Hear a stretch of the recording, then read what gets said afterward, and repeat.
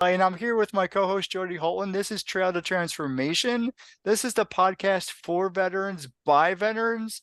We're here with Howie Cohen, and Howie is a veteran himself, but he has quite a distinguished service career. So, Howie, let's start there. Let's start with your service career, and then let's talk about what you've been doing now and your mission. I think your vision, your mission to help veterans be the best they can be. No, I appreciate that, and thank you for having me. It really means a lot to me that you reached out and we had a chance to do this today. So, very briefly, I was an Army signal officer for a little over 27 years. I started in the 9th Signal Battalion in the 9th Infantry Division, which does not exist any longer. From there, I moved on to I was a signal officer in an infantry battalion. Spent a couple years there. Then went off to the advanced course, the officer advanced course. Then went to Ranger School, got Ranger qualified, and was fortunate enough to get assigned to 3rd Ranger Battalion when it activated. So I was the first signal officer in 3rd Ranger Battalion down at Fort Benning. I spent 4 years there.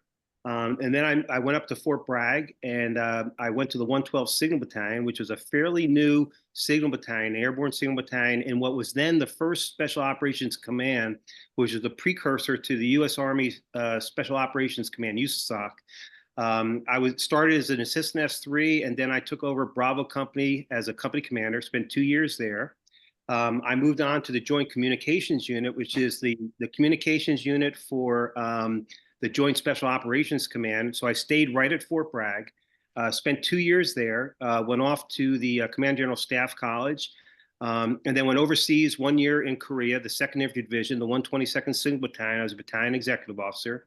Came back to Bragg and was in an airborne, was in the 18th Airborne Corps IG office doing assistance and investigations for 3 years. I got selected for lieutenant colonel and battalion command, and then I commanded right there at Fort Bragg, the 112 Signal Battalion, which I commanded a company in. Spent 2 years there. Then I PCS to the Fort Belvoir area and commanded a communications squadron in a special mission unit.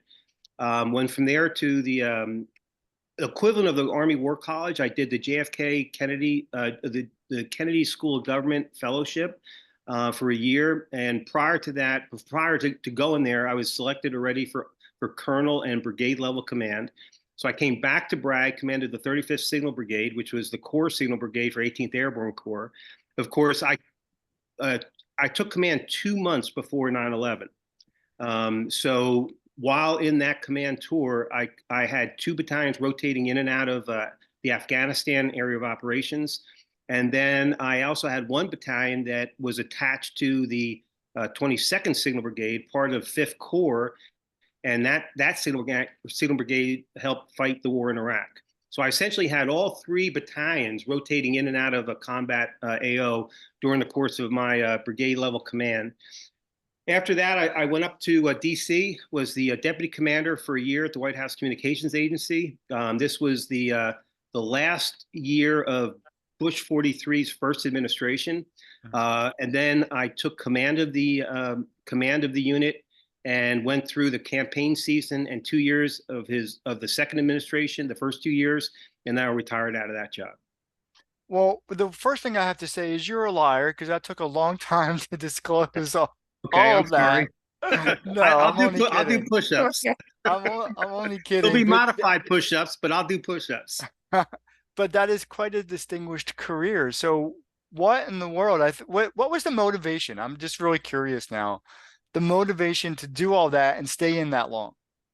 Well, I mean, look, all my life, so this is not just the military. I think I always challenged myself to be the best I could be and to put myself in the most challenging positions and just constantly challenge myself, right? I mean, whether it was sports, school, it didn't matter.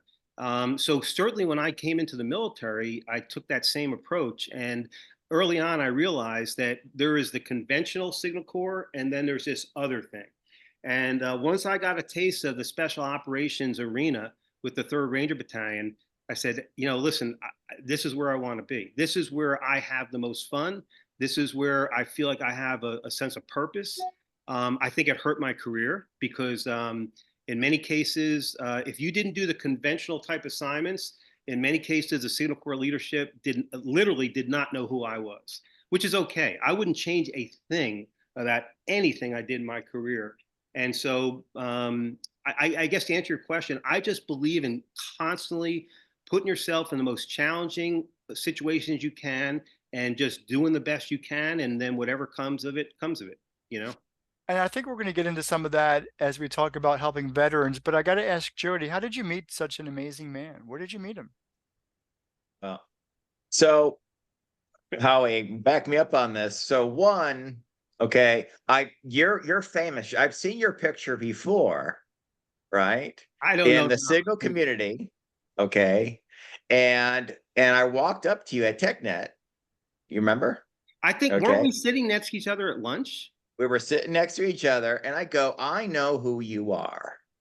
Okay. And I showed you my AI glasses, right? And you were like, hey, what are you doing here? And I'm like, I'm working for, this contracting company. But then you and I started talking about, because I was a civil affairs, which is kind of special operations. It is. Okay. No, listen, no question it is. Civil affairs and psychological operations are probably the most deployed, other than MPs, in any branch. Howie, you know how rare you are being not only a signal officer, but Ranger tab. That's like a unicorn of unicorn, right? And I've heard stories about you, like boots on the ground, secure comms, and getting things going, because signaleers they do not have an easy job. And you working with the Rangers, there is no excuse getting comms up around Rangers, right? Well, I can tell you some stories. We don't have time. We don't have time on this podcast. I could tell you some stories that will make you laugh your ass off, man. Well, Howie, we're going to have to bring you back for those stories, but you're actually doing something really critical and very important because you help veterans. And I Yeah. think in our previous offline conversation, you gave me a statistic that I was not even aware of. And you said that the first 12 months of leaving the service are the most critical for any service member when they're We are. re-engaging back into the civilian world. Can you give us some insight into what's going on in those first 12 months? Absolutely. And just so your audience knows, this is not stuff I made up, okay? I pull all my statistics from research studies done by Dr. Joe Geraci, who is a retired infantry lieutenant colonel who has a doctoral degree in clinical psychology. He runs a program, a directorate out of the VA called the Transitioning and Service Member Suicide Prevention Center, TASC. He has a team of clinical psychologists, all who have master's degrees. All of them have degrees from Columbia University, and they do research on suicide, on veteran suicide. So they have literally labeled the first 12 months when a service member gets out of the military as the deadly gap. The likelihood of a service member or a family member committing suicide increases 3 to 5 times in that first 12 months. So one of the key things is how do we help a service member and his or her family navigate through that deadly gap to get safely to the other side? And another thing they learned in their research study is that, and if you think about it, it makes perfect sense. I don't care what service you were in. When we're in uniform, we have a sense of identity, a sense of purpose, and a sense of community, right? We're part of a tribe. And when we take the uniform off, immediately we lose all three of those things. So the veterans who can very quickly and effectively replace those three things generally do okay. The ones, and this is the majority of them, who do not replace them well or effectively tend to have problems. I have wrestled with this myself, not only when I transition, but you go through multiple transitions in your life. I'll give you an example. When I first got out in 2007 is when I came off the Army rolls. Okay, February 2007. I went to work for a company for 6 years. Had a troubled transition with them. They're not their fault, my fault. And I'm not going to belabor you with the details of that unless you want me to. But then the business unit I was in got acquired by a larger company. So I had transition one was getting out of the military, working for this one company. Transition two was we got acquired. My business unit got acquired by another company. So that's transition two. 2 years in, I got fired from that job. And I went to work for someplace else, which actually was a blessing in disguise because I hated government contracting. I mean, absolutely hated it. And so now I said, okay, this is probably a good time to go do something you really want to do instead of something you feel like you need to do. And so I went and did leadership and management consulting for the McChrystal Group. I served with General McChrystal 3 different times throughout my career. And I was fortunate enough to get a position with them for 4 years. So that was transition number 3. Okay. And then I got let go of that job because they had a downturn in revenue and weren't meeting their revenue targets. So I got caught up in that. But then that led me to Pivotal Moments, which was founded by one of the co-founders of the first company I worked for. So that was transition number 4, right? And then I worked with them for 2 years, and then that job came to a close, and now I do what I'm doing now. So this is transition number 5, right? So Transition number 5 in how many years? so I got out of the military in 2007. So what are we talking? 17 almost, years? yeah. Okay. 17 years, right? Okay. Yeah. But the critical moment is those first 12. And I know Jody was a student of mine. And I know his transition out of the Army was not a smooth sailing ship. Not in the least. Jody, can you mirror or kind of speak to all these issues that military service members face when transitioning out? So like you're exactly right about the uniform, right? Like from wearing the right outfit, using the right language, with my new civilian jobs, uh, like I've been fired since I've been out, since I retired from the Army. I've had trouble with drinking, terrible relationships, right? And I really do Well, it's not miss. your good looks, Jody, right? Because you have the good looks, man. So it's obviously something else, But that purpose, right? In the Army, I had a mission, right? right? Like when I was working for the Fort Gordon Garrison, I was working for the 173rd, and yeah, no matter who I was, like, I may have like a bad boss or bad equipment or the plan. Of course, the plan's going to fall apart, right? But I knew I had, hey, we can make it through this. Right. I've got a team. There's SOPs and policies. But when I got out, man, it was like, from like what I was wearing to like, how do I really talk to people, and it was a constant state of friction. I still have trouble with it to this day. How long you been out now, Jody? Uh, let's see. I left active duty in 2021 around July, and I would like officially retired February 2021. But leaving in 2021, uh, then I went straight reserves, right? Yeah. It was I went back to Michigan and went to grad school and did jobs. It was going back to school of kids who did not care, right? And being around Ann Arbor, Michigan, the most liberal city in America, right?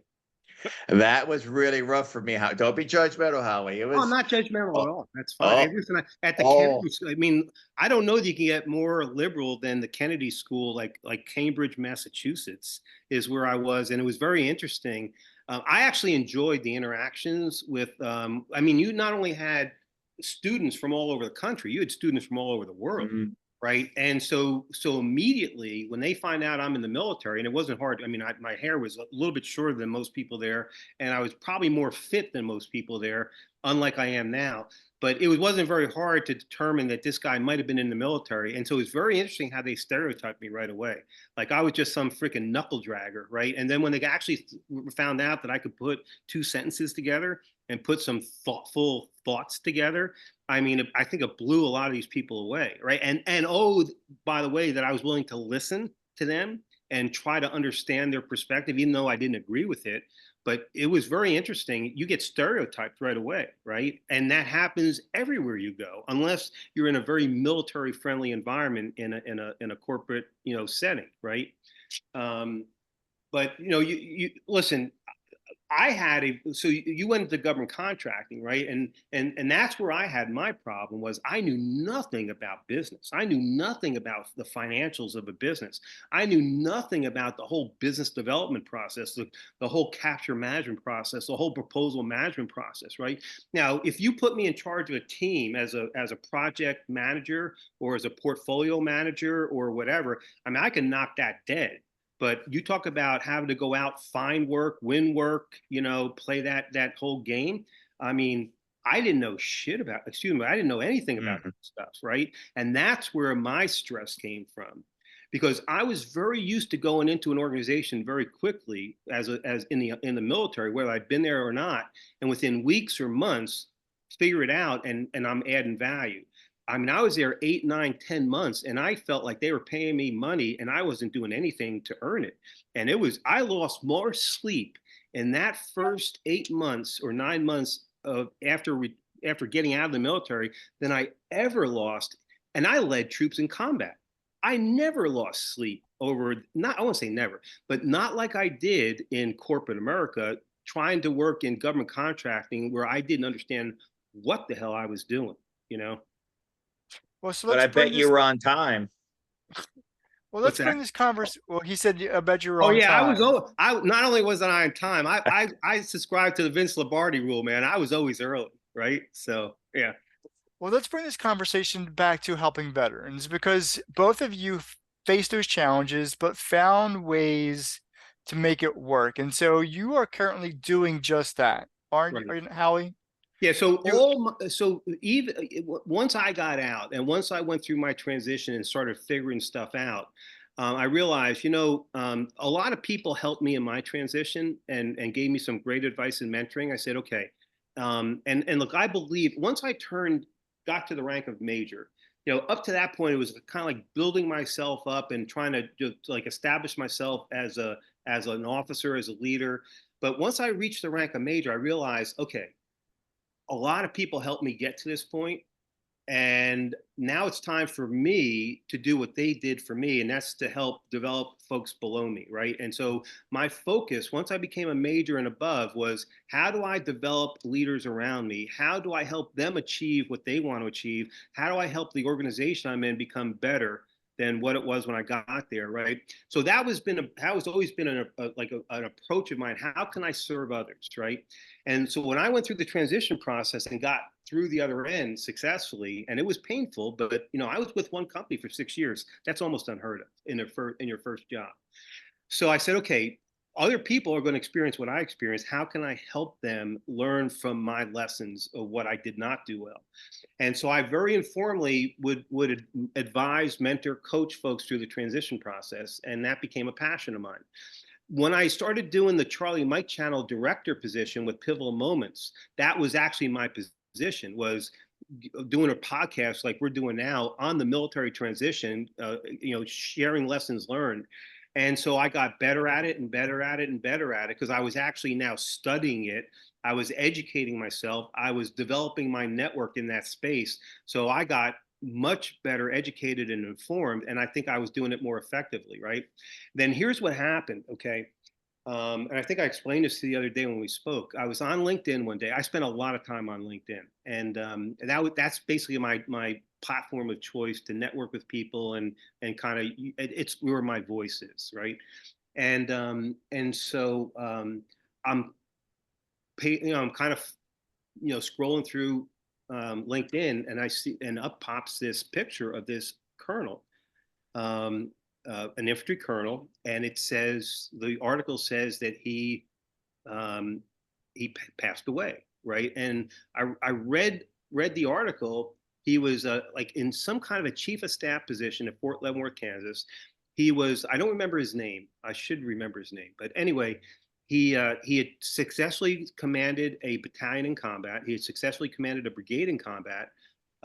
He had a phenomenal, and he was in his dress greens. A picture of him in his Class A's, and I started reading this. I say, something's not right here, right? And then as I continued to research, I found that he committed suicide in his office. He took his life in his office. And I actually started crying. I didn't even know this guy. I started crying.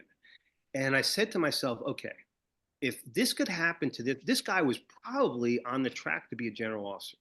If this could happen to him, it can happen to, what about these young NCOs? What about these young enlisted guys? What about these young officers? What are they going through? And I said, I don't know what you're going to do, Howie, but somehow, some way, you're going to help lower the high rate of veteran suicide. I had no idea how I was going to do it, none whatsoever.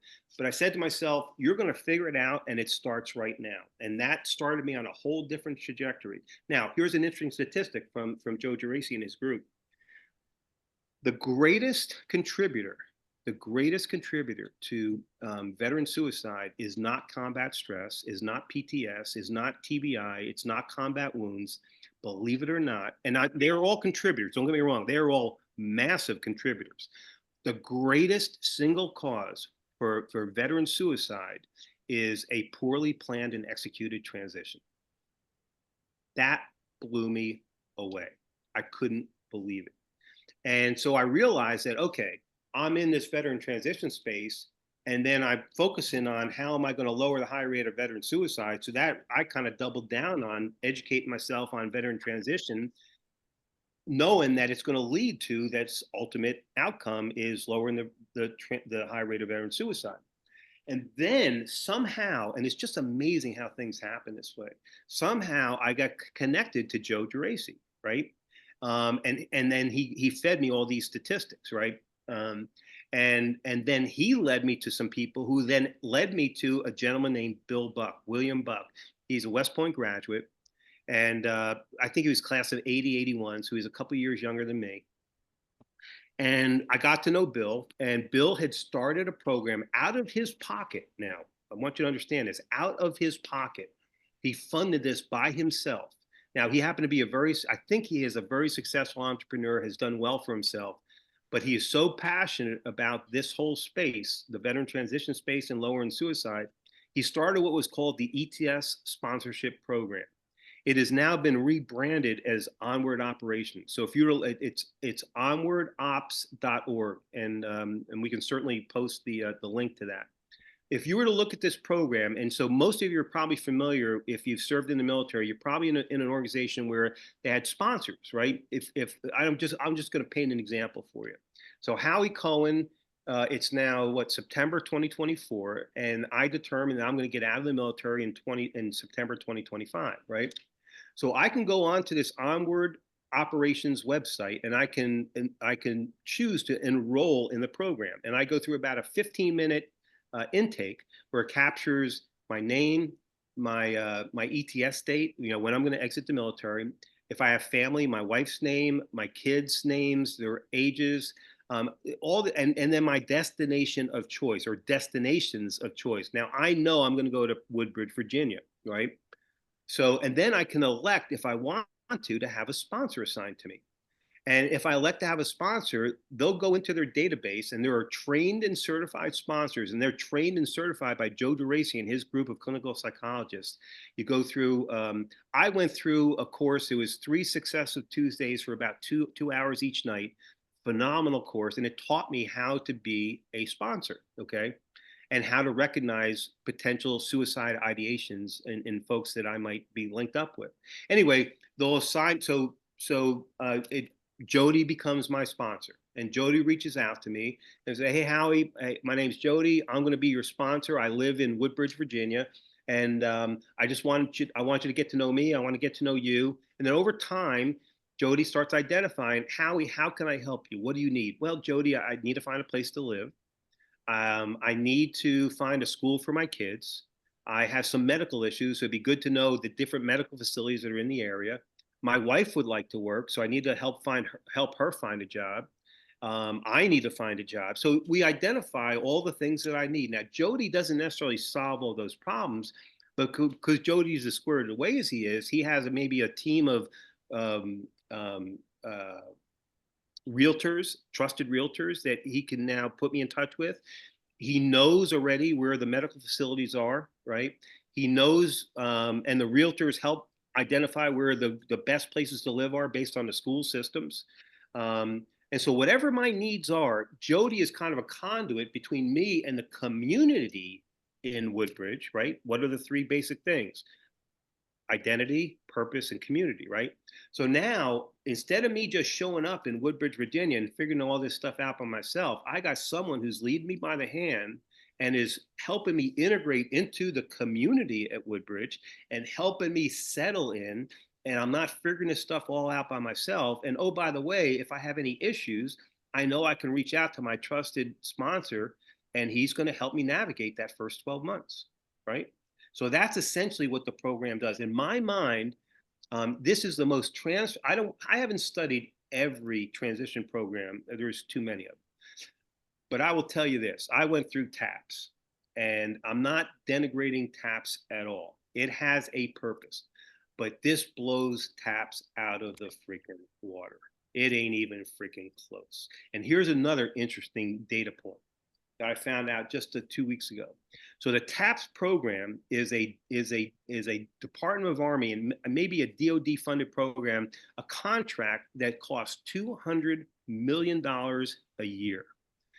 The executive director of the Onward operations program, Brigadier General retired Mike Eastman, who is absolutely phenomenal, an absolutely brilliant, brilliant man, has estimated, and I guarantee you his estimate is pretty much on track, that at the most, fully funding the Onward Ops program will cost $27 million a year. So almost a tenth of what the TAPS program does, and it blows it out of the water, okay?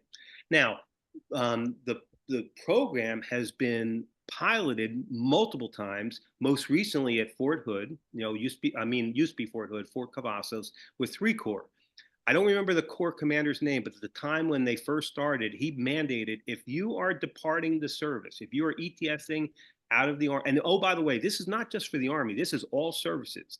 So if you're a sailor, an airman, a Marine, anyone can enter into the Onward Operations Program, okay, and get help.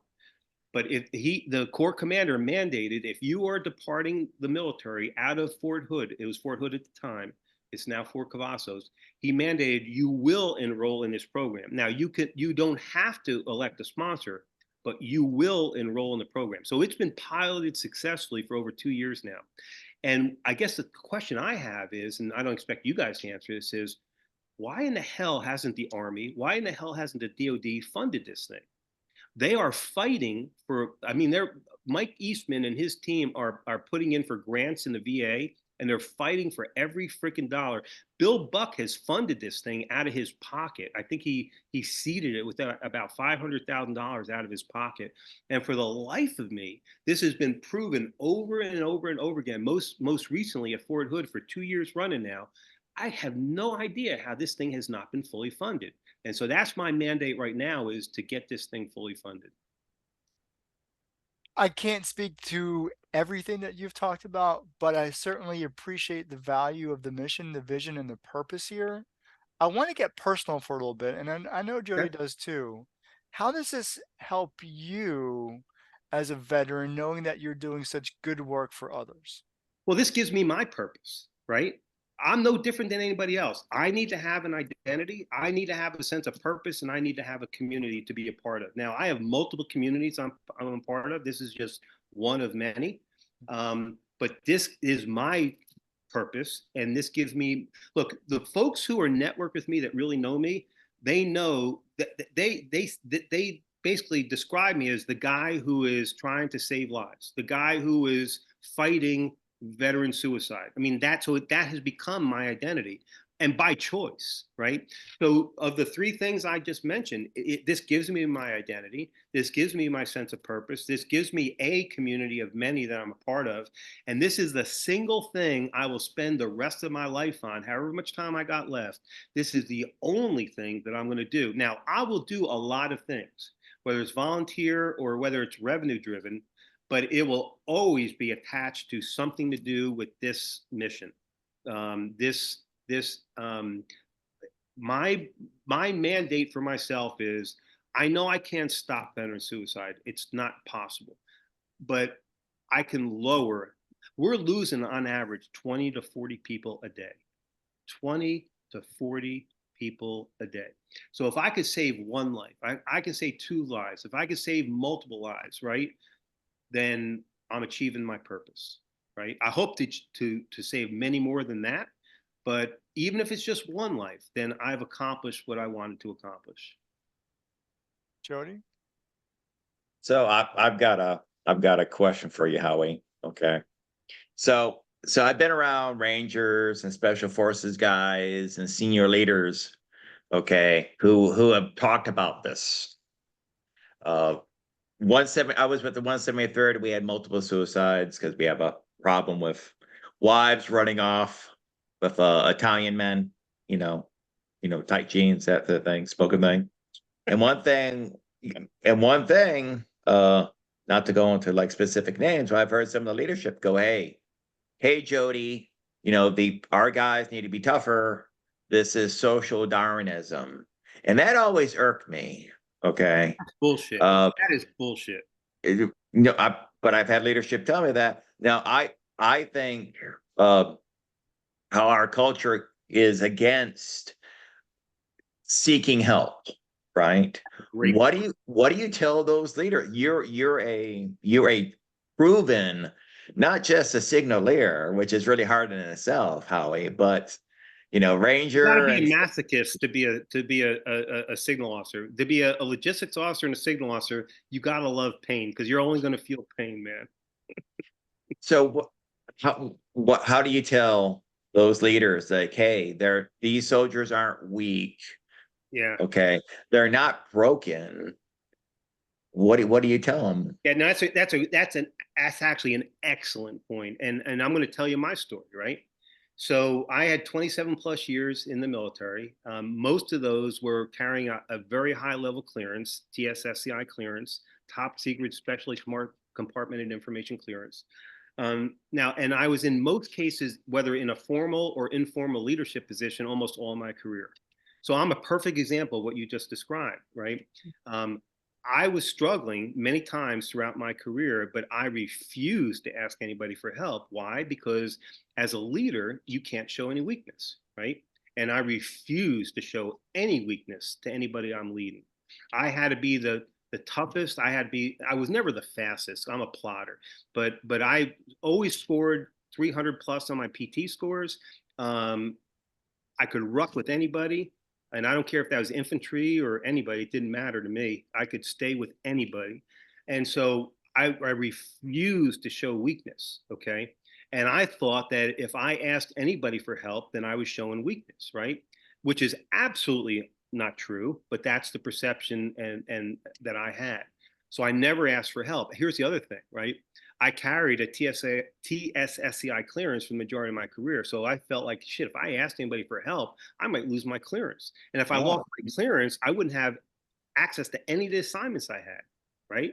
And so I wasn't willing to risk that either. So for those two reasons, I never asked for help. Okay, now I bulled my way through it. Okay, nobody knew I had a problem. I did, but nobody else knew it. I internalized everything. And I put on a great face for everybody, but I was struggling inside many times. When my career ended, what I noticed was that I wasn't fighting that as effectively as I did when I was in uniform. Because I knew that while I was in uniform, while I was in a leadership position, while I was doing what I was doing, you cannot show any weakness. You can't ask for help. You just suffer through it, and it is what it is. When I was no longer had those kinds of things, motivating me, I was now just a civilian working as a contractor. Okay, I started succumbing to it a little bit more, and so the depression started to get a little bit deeper and a little bit deeper, and maybe I go into a day funk, or maybe I go into a week's worth of funk, or maybe I go into a month's worth of funk, or maybe it's 2 months, or maybe it's 3 months. I always was able to pull myself out of it, but at some point, I just started succumbing to it, right? So you bring up an excellent point, and what I would say first of all to any soldier, or sailor, airman, marine, or coast guardman is asking for help is not weakness. It's actually a sign of strength. And the best thing you can do for yourself is accept that, get help, and start addressing and confronting the issues. And you're going to find that once you do that, it releases everything and you become a different person, right? And for anybody in the chain of command that doesn't understand that, then I'll tell you, we're going to have a serious, serious conversation. And I'm not going to get into it here, but I can be very, very, very confrontational and intense when I need to be. And I will not accept anything if anybody in a leadership position or chain of command tells me that that is weakness or that is social Darwinism, then we're going to have a serious one-on-one conversation. Well, could you see that with the elite units, and you were involved No, in let me that tell you something. community? The elite units treat it very differently. Okay, to what you may not realize is, and I'll tell you whether it's, and I can't get into specific units, but they have clinical psychologists on their staff. Most of them, like the tier 1 units, go through a very intense selection process, and I'm not just talking about physical selection process. They go through a mental psychological selection process. So you won't even get accepted into the organization if you have certain issues. But once you're there, they know that they're putting their guys in very, very difficult, whether it's combat or stressful situations, and they expect that there's going to be some level of mental health or psychological issues that these folks have to deal with, and they have folks on their staff that help them deal with it.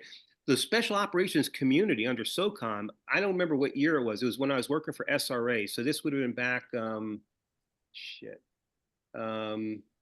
maybe 2013, 2012, 2013. SOCOM actually contracted what's called POTIF, the Preservation of the Forts and Family contract. Now you find that special operations forces, I'm talking about worldwide now, they have a clinical psychology staff to help deal with it. They have all kinds of mental and physical equipment and things to help people deal with these kinds of stressors. So they actually deal with it. They know it's going to happen. They have seen folks deal with it, and they actually address it head on. So when I was commanding the 35th, when we just started the deployments, okay, obviously the special forces were first on the ground in Kandahar and in Bagram in the Afghan AO. Right when the first tranche of special forces guys out of the 7th group, they were still stationed at Fort Bragg. When they came back, there was like a 1 week where it was painful, man. I mean, I don't remember exactly how many, but it was probably around 5 folks either took their own lives or took their lives and took their families' lives. I mean, it was unbelievable what was happening because we had nothing in place to help these folks transition from the combat area of operations back into Fort Bragg. And so they come back in without any transition time, without any help, and it was a mess. That 1 week was a bad week at Fort Bragg. And it was then that we started better preparing folks to go to combat, and then better preparing folks to come back out of combat. We still had a problem, but we were trying to address it. Okay, but to answer your question, the special operations community actually deals with it very effectively because they know it's a problem and they have proper mental health and psychological capabilities on their staff to deal with it. Only because of time, I want to kind of put a summary and a cap on this conversation, and we could actually come back to another conversation and talk more in depth about how that actually works within the units. But Jody, just one more question. Yeah, so I would like to see the numbers just for regular soldiers, regular guys, right? Because the regular signal leaders I work with, like at Gordon and Eisenhower, we call now, right? And at Bragg and from Italy, just regular guys, right? Not the Green Berets, I mean one of my guys ran through 3 marriages in 5 years, and got out was a complete mess. I mean, trying to get him through the VA was a huge headache. But I like to see like regular soldiers, what are their numbers? and how we maybe could adjust them to how the special operation units deal with things. Well, and see, I think that's where the Onward Operation Program becomes so important, right? Because it is designed to help integrate. First of all, it's designed. I think about this logically, right? How many folks did you know, officer, NCO, enlisted, left the military financially independent? None. Right. And if you did, it's probably a very small number. So even before you start the transition process, chances are you're under financial stress. Okay. If you're married, you just mentioned 3-4 marriages, right? If you're married, chances are that individual has marital stress. If the individual has children, chances are they have family stress. So before you even start the transition process, you got financial stress, marital stress, and family stress, right? Now, add to that the fact that you have trouble finding a job, or a job that you really like, or you take a job just to get a paycheck and you hate what you're doing, right? Now you adding more stress, the transition stress. Okay, so think about this. The individual starts on a downward spiral, okay? And then what they do is they start to self-medicate with drugs or alcohol, right? And now the spiral deepens, the spiral quickens, and they see no way out. And over time, they say, you know what? I think it's just easier. First of all, I'm going to stop causing any problems for my wife and my kids. I see no way out of this, so I'm just going to take my life. And this happens over and over and over again. And we got to break this trend, right? Gentlemen, I think we need to pick this up at another conversation. Okay. Would that be a good thing? Can we do that? Hey, anytime, I'm happy to talk with you guys anytime you want to talk with me. And what I would like to do is not just focus on the negative, but really focus on what we can do. What is this operations that you're talking about? What does it actually do? You gave us an example, but diving deeper, veterans really need to know that there's people out there, such as yourself, such as Jody, who can provide assistance, help, and direction and guidance. And like you said earlier, even a simple hand holding sometimes really does wonders because we get lost. I know I did and this was back, I'm not even gonna tell you when I got out. So, Well, um, I mean, it can't be that long ago because you don't look like you're that old, man. You know? I'm old enough. I'm old enough. All right. Howie, Well, how thank old you. are you? Because I'm 67, man. So you Uh, can't be older than me. I'm 55. I just turned Okay. Well, I 55. got you. See, you're a baby then, man. Let's join this conversation again. For those of you who've been watching and listening, thank you for joining Jody and myself on Trail to Transformation, and we'll see you next time. Take care.